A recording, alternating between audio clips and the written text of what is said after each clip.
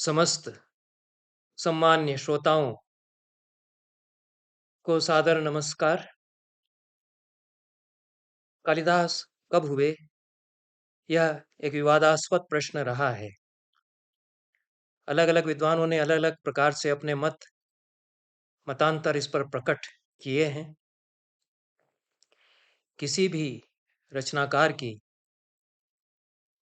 यदि वह बहुत प्राचीन काल में हुआ है तो उसके तिथि निर्धारण की एक पद्धति यह है, या पहला कदम उसके तिथि निर्धारण में यह है कि उसकी ऊपरी सीमा और निचली सीमा तय करने का प्रयास किया जाए। अर्थात कम से कम इस समय के बाद ही हुए होंगे, ऐसा कुछ सबूत मिल जाए।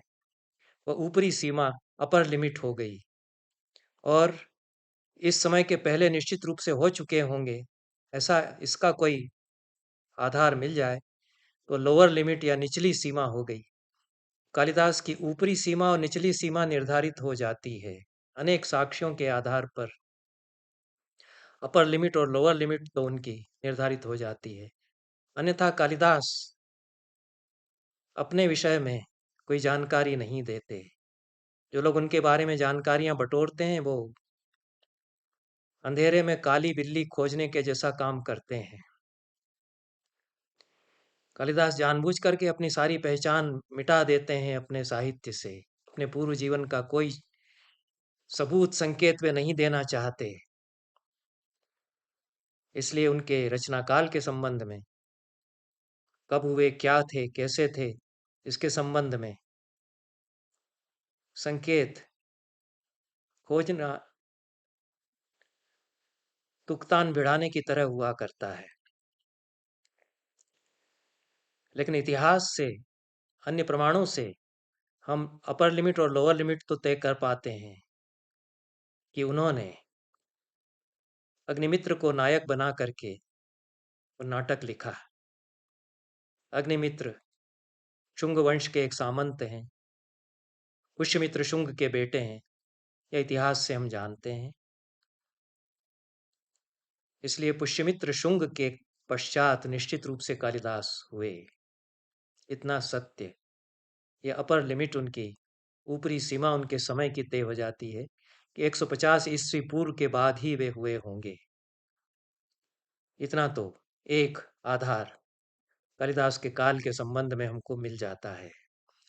निचली सीमा भी उनकी तय हो जाती है, क्योंकि बाणभट्ट उनका उल्लेख करते हैं 7वीं शताब्दी में।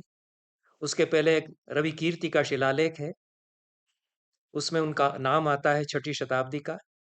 इसलिए 6ठी शताब्दी के पहले कालिदास निश्चित रूप से हो चुके हैं। 6ठी शताब्दी के बहुत पहले हो चुके हैं ऐसा भी मानना चाहिए, क्योंकि 6ठी शताब्दी के शिलालेख में और बाणभट्ट के हर्षचरित में एक महान प्रतिष्ठित कवि के रूप में उनका उल्लेख है। इसलिए 6ठी शताब्दी तो निश्चित रूप से लोअर लिमिट, निचली सीमा है उनकी रचना के उनके काल के संबंध में। और 150 ईस्वी उनके काल के संबंध में ऊपरी सीमा है। उसके ऊपर उसके पहले उनको नहीं ले जा सकते, और 600 ईस्वी के बाद किसी भी तरह से उनको नहीं ले जा सकते। 150 ईसा पूर्व से 600 ईस्वी के बीच के 750 वर्षों के दरमियान में कभी कालिदास हुए, इतना हम कह सकते हैं। अब इस ये जो 750 वर्ष का काल है, इसमें भी दो मत विशेष रूप से कालिदास के रचना काल के संबंध में प्रचारित किए जाते रहे हैं। एक के अनुसार उज्जैनी में राजा विक्रमादित्य की राजसभा में वे थे, राजा विक्रमादित्य जिन्होंने विक्रम संवत का प्रवर्तन किया। विक्रम संवत 57 ईसा पूर्व हुआ, तो 57 ईसा पूर्व में ईसा से 57 साल पहले, या इस समय जो विक्रम संवत है, तदनुसार वे कालिदास विक्रम संवत प्रवर्तन जब हुआ उसके आसपास कालिदास थे, अर्थात प्रथम शताब्दी ईसा पूर्व। विक्रमादित्य के समकालीन वे थे, और उज्जैनी में राजा विक्रमादित्य राज करते थे, जिन्होंने कि विक्रम संवत चलाया। परंपरा यही मानती है, यह पारंपरिक मत है। श्लोक मिलता है संस्कृत में, प्रसिद्ध है पंडितों में। धन्वंतरि क्षपण काम नरसिंह शंकु वेताल भट्ट घटकर पर कालिदासा ख्यातो वराह मीरो नृपते सभायाम रत्नानि वै वररुचिर्नव विक्रमस्य। विक्रमादित्य के 9 रत्न थे। धन्वंतरी, क्षपणक, अमर सिंह जो कि कोशकार थे, अमर कोश जिन्होंने बनाया, शंकु जो कवि थे, वेताल, भट्ट, घटकरपर, कालिदास, वराह मिहिर और वर रुचि। ये 9 कालिदास की ये 9 विक्रमादित्य की राजसभा के रत्न थे। आधुनिक विद्वान, आधुनिक इतिहासकारों ने विक्रमादित्य का उज्जैनी के शासक के रूप में प्रथम शताब्दी ईसा पूर्व में अस्तित्व मानने से पहले इनकार किया था। बाद में अनेक प्रमाण मिलते हैं जिससे मानना पड़ता है कि विक्रमादित्य उज्जैनी में हुए, जिन्होंने कि विक्रम संवत का प्रवर्तन किया और मालवगढ़ के नाम पर मालवा में प्रतिष्ठित हुए उज्जैनी के शासक के रूप में हैं। गाह सतसई में, जो कि प्रथम शताब्दी ईस्वी का काव्य है प्राकृत का, उसमें विक्रमादित्य का नाम आया है। तो ये तो प्रथम शती ईसा पूर्व के ही विक्रमादित्य हो सकते हैं। संवाहन सुह रस तोषि येण देनतेण तुह करे लखम, चलने न विक्रमादित्य चरियम अणुसिक्यम तिस्या, अणुसिक्यम तिस्सा। ये गाह सत्य सही के की एक गाथा है। संवाहन सुख रस तोषितेन ददता तव करे लक्षम, चरणेन विक्रमादित्य चरितमनुशिक्षितम तस्या। संवाहन के सुख के रस से तुष्ट हुए तुमने जो संवाहन या मालिश की उसके पैरों में, उससे प्रसन्न होकर के लक्ष्य उसने तुम्हें सौंप दिए। तो उसके चरण ने, उस प्रेमिका के चरण ने विक्रमादित्य के आचरण का अनुकरण किया। श्लेष है इसमें गाथा में, पर विक्रमादित्य कोई बड़े उदार दानी राजा हुए, यह गाथा सतसई की यह गाथा बताती है। और भी अभिनंदन ने उज्जैनी के राजा विक्रमादित्य का जिक्र अपने महाकाव्य में रामचरित में किया है। अनेक संस्कृत के कवियों ने उज्जैनी में राजा विक्रमादित्य राज करते थे इसका वर्णन किया है। और वे संवत प्रवर्तक विक्रमादित्य थे। उनकी राजसभा में कालिदास थे। यह पारंपरिक मत है, इसलिए कालिदास ईसा पूर्व में हुए प्रथम शती में, यह एक मत चला आ रहा है। इसका एक पुरातात्विक साक्ष्य और मिलता है। इलाहाबाद के पास भीटा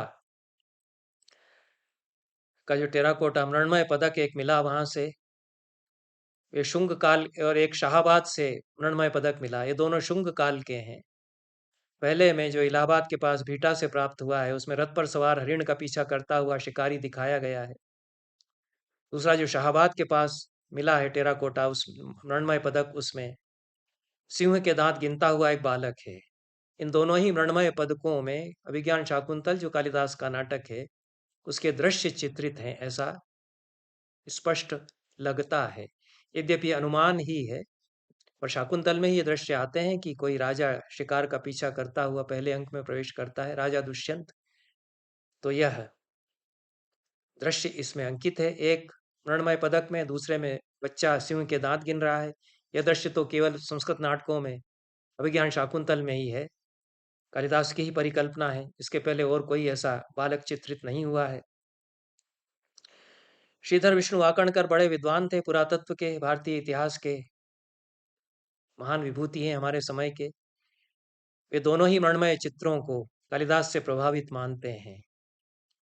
पहले पदक का काल प्रथम शताब्दी ईसा पूर्व है। और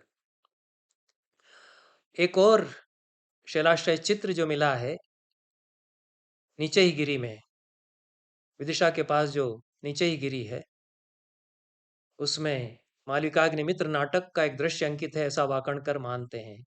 और यह जो रॉक पेंटिंग है, यह जो शैलाश्रय चित्र है गुफा के भीतर, यह शुंगकालीन है, ऐसा वाकणकर बताते हैं। इस प्रकार से भारतीय विद्वानों में हरप्रसाद शास्त्री, गौरीशंकर हीराचंद ओझा और श्रीधर विष्णु वाकणकर, ये तीन बड़े सम्माननीय विद्वान हैं जो प्रथम शती ईसा पूर्व में राजा विक्रमादित्य का अस्तित्व मानते हैं। उज्जैनी में वे प्रतापी राजा थे, इस बात को स्वीकार करते हैं। जैन साहित्य में भी अनेकत्र यह उल्लेख आता है कि प्रथम शताब्दी ईसा पूर्व के पहले उज्जैनी में कोई राजा विक्रमादित्य राज करते थे। मेरुतुंगाचार्य के प्रबंध चिंतामणि में, प्रबंध कोश में और धनेश्वर सूरी के शत्रुंजय महात्म्य में विक्रमादित्य के द्वारा शकों को परास्त करने की घटना का वर्णन किया है और समय बताया है कि महावीर स्वामी के निर्वाण के 470 वर्ष के पश्चात उज्जैनी के राजा विक्रमादित्य ने शकों को हराया। महावीर के निर्वाण के 470 वर्ष पश्चात अर्थात 75 ईसा पूर्व का समय हुआ। कथा सरित सागर में भी उज्जैनी में राज करने वाले राजा विक्रमादित्य का उल्लेख है और इस उज्जैनी के राजा विक्रमादित्य को शकाराति शकारी भी कहा है। तो ख्यातिम कामपि कालिदास कवयो नीता शकारातिना, ऐसा अभिनंद अभिनंद कहते हैं।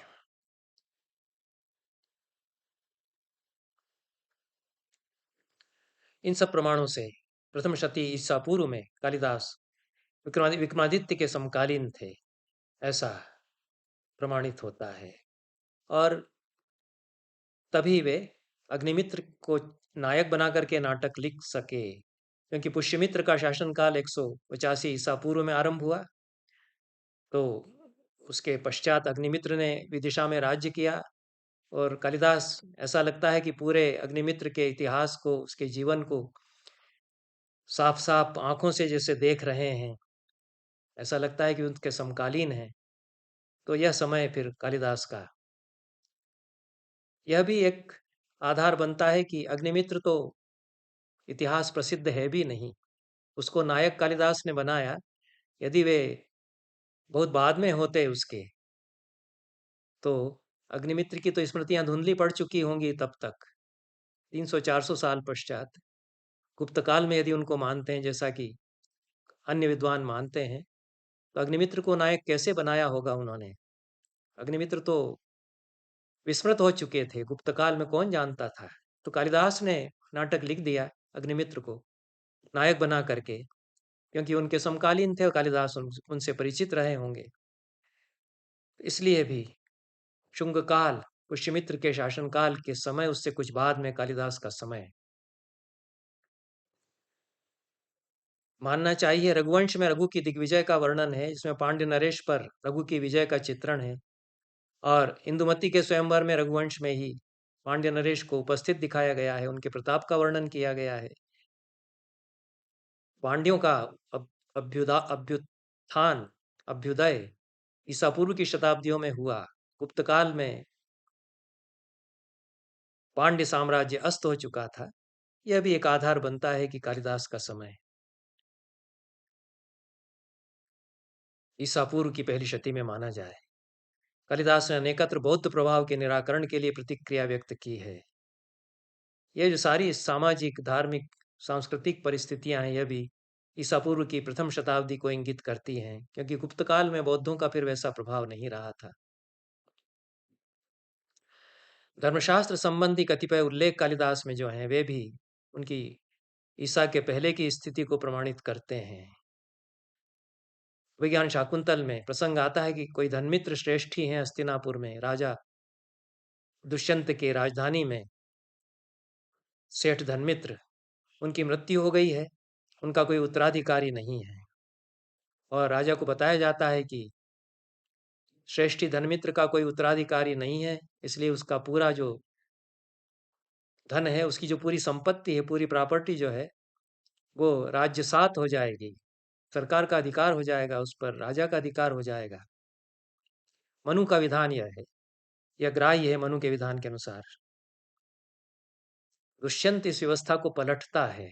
वह कहता है कि पता करो कि उसकी रानियों में कोई गर्भवती, उसकी पत्नियों में कोई गर्भवती तो नहीं है। तो पता करके उसको बताया जाता है कि उसकी एक पत्नी पुत्र होने वाला है। तो कहते हैं कि गर्भः रिक्थम अर्हति, जो संतान गर्भ में है उसको उत्तराधिकार मिलेगा, राजा उस पर कब्जा नहीं करेगा। ये बहुत मानवीय व्यवस्था दुष्यंत ने वहां की। यह व्यवस्था मनु के अनुसार जो उल्लेख किया गया है उससे सम्मत नहीं है, पर पहले जो व्यवस्था चली आ रही है वो मनु के अनुसार थी। यही व्यवस्था दुष्यंत को बताई जा रही है। उस काल में कालिदास हैं जहाँ यह व्यवस्था मान्य है, कालिदास उस व्यवस्था को बदलवाना चाहते हैं। बाद के इस धर्मशास्त्रकारों ने, याज्ञवल्क्य, पराशर, शंख लिखित, बृहस्पति आदि ने विधवा के अधिकार की बात की है, विधवा को प्रॉपर्टी राइट्स, संपत्ति का अधिकार देने की बात की है। तो यह बाद के धर्मशास्त्रकार हैं, और कालिदास में इस तरह की जो उल्लेख आया है वो पूर्ववर्ती स्थिति को सूचित करता है। और भी इस प्रकार के विद्वान विधान हैं। मछुआरे को पकड़ करके ले आते हैं राजपुरुष। इस प्रसंग पर मैंने कल ही अपने एक वक्तव्य में चर्चा की है। उससे कहते हैं गृध्र बलिर भविष्यति, गीत को सौंप देंगे तुझे, गीत तुझे नोच नोच करके खाएंगे, या कुत्ते तुझे नोच नोच करके खाएंगे। ऐसा राजा ने सजा, राजा भेजने ही वाले हैं अपना आदेश तुझे सजा सुनाने के लिए। ये जो दंड है यह पुराने धर्मशास्त्रों के अनुसार है, और मनु और आपस्तंभ जैसे प्राचीन स्मृतिकारों के निकट है यह दंड विधान। इतना कठोर दंड विधान परवर्ती धर्मशास्त्रकारों के अनुसार सम्मत नहीं है। व्याकरणिक प्रयोग भी कालिदास के अनेक इस प्रकार के हैं जो पाणिनि पूर्व प्रचलित रहे होंगे, और अपाणिनीय प्रयोग वे करते हैं, उससे उनकी प्राचीनता प्रमाणित होती है। पाणिनि व्याकरण जब पूरी तरह से सर्वसम्मत रूप में प्रतिष्ठित नहीं हुआ है, उस समय कालिदास हैं। तम पातयाम प्रथम मास पपात पश्चात, यह क्रिया और जो उत्तर सर्ग है उसको तोड़ करके अलग अलग कर देते हैं कालिदास। प्रभ्रंशयाम जो नहुषम चकार, प्रभ्रंशयान चकार ऐसा लिखना चाहिए, पातयामास लिखना चाहिए। पातयामास को अलग करके पातयाम और आस को अलग कर देते हैं, प्रभ्रंशयाम और चकार को अलग कर देते हैं, बीच में शब्द ले आते हैं दो। यह व्यवस्था वैदिक संस्कृत के कुछ निकट चली जाती है, और भी अपाणिनीय प्रयोग कालिदास करते हैं। कामयमान के स्थान पर कामयान लिखते हैं, तत्वान के स्थान पर दाश्वान लिखते हैं, प्राचीन प्रयोग है। और त्र्यंबक के स्थान पर त्र्यंबक लिखते हैं, त्र्यंबकम संयमिनम ददर्श। ये प्राचीन भाषा के द्योतक हैं, ईसा पूर्व में यह भाषा रही होगी संस्कृत।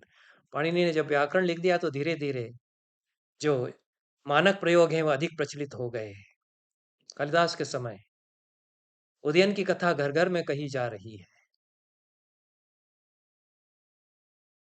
यह जो उदयन कथा कोविदक ग्राम वृद्धान, और कैसे उदयन कथा के एक एक प्रसंग को गांव के बड़े बूढ़े लोग, बुजुर्ग लोग बताते हैं, उसका प्रद्योतस्य प्रिय दुहितरम वत्सराजोत्र जर्रे हेमम ताल द्रुम वन मभूत अत्र तस्यैव राज्ञ। ऐसा उज्जैनी के लोग, महासेन जब राजा राज्य करते थे ईसा पूर्व छठी शताब्दी में, तब कैसे उदयन हर करके ले गए थे राजकुमारी वासुदत्ता को, उज्जैनी की राजकुमारी को, उसके एक एक लोकेशन को, उसके स्थानों को बताते हैं कि यहाँ से वो निकले, यहाँ से राजा का यह तालवन यहाँ पर था। ये स्मृतियाँ बसी हुई हैं उज्जैनी के लोगों की स्मृति में। तो यह उज्जैनी के लोगों के मानस में यह स्थिति तभी हो सकती है जबकि समय की दृष्टि से बहुत दूर उनके नहीं है। 1000 साल का फर्क हो जाएगा तो ये बातें भूल जाएंगी, वो स्थान पीढ़ी दर पीढ़ी लोग भूलते जाएंगे। और उदयन की कथा गांव-गांव में कही जा रही है। उसके बाद तो विक्रमादित्य की कहानियाँ प्रचलित हो गई होंगी, विक्रम बेताल की कहानियाँ। उदयन की कहानियाँ तो फिर भूल गई, अब कौन याद करता है उदयन को? केवल भास का नाटक जो पढ़ते हैं उन्हीं को उदयन याद आते हैं। तो यह एक स्थिति ऐसी है जो प्राचीनता का द्योतक है, की द्योतक है। यह एक मत है जो ईसा पूर्व की प्रथम शताब्दी में मानने वाला मत है कालिदास को। दूसरा मत कालिदास को गुप्त काल में मानने वाला है, गुप्त काल में मानता है। 400 ईस्वी के आसपास वे हुए। गुप्त सम्राट चंद्रगुप्त विक्रमादित्य के समकालीन थे।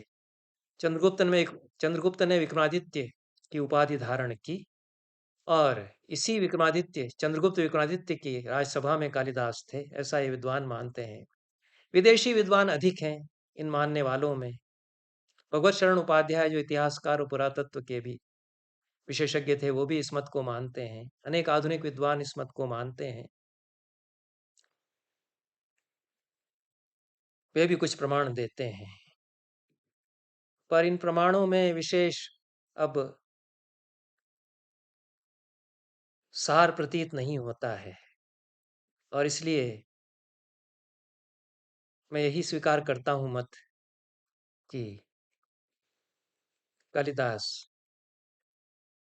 ईसा पूर्व प्रथम शताब्दी में उज्जैनी के राजा विक्रमादित्य के समय हुए, उसकी राजसभा में वे रत्न रहे, यह तो अनुश्रुति है इतनी तो। पर इस अनुश्रुति के पीछे जो स्मृति है कि विक्रमादित्य के समय कभी थे, यह स्मृति प्रामाणिक प्रतीत होती है, क्योंकि उसमें जो 9 नाम गिनाए हैं उनके समय अलग-अलग हैं।